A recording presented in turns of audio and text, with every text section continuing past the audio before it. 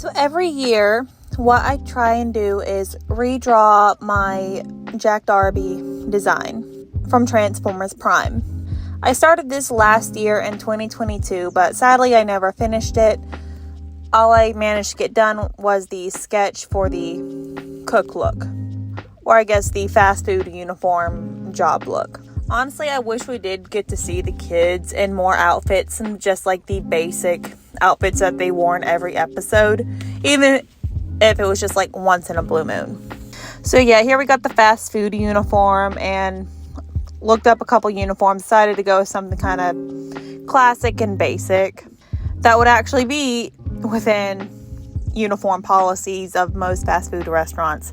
The hair pulled back, non-slip shoes, the apron. You have to be wearing an apron, even if you're on drive-through, usually. It's usually a dress code policy from my experience in the food industry. And of course, having the hair pulled back in a scrunchie. And never forget the non-slip shoes.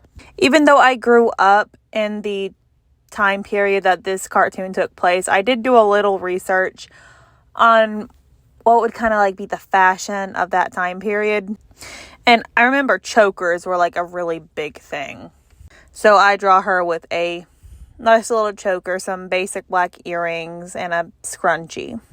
And layered clothes for some reason were really popular. The one I'm working on right now is just a prom look.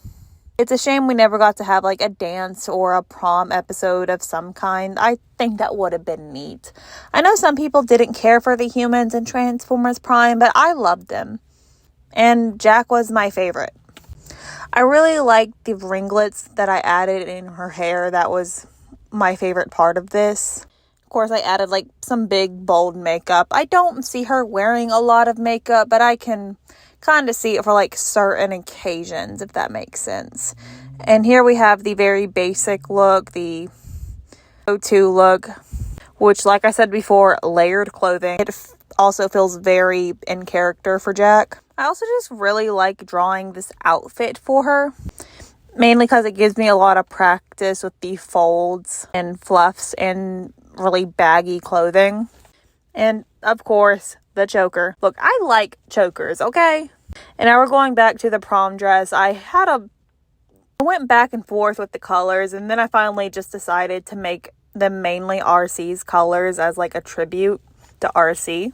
And I really like how this turned out for the most part. I might fix up the makeup, but we'll see.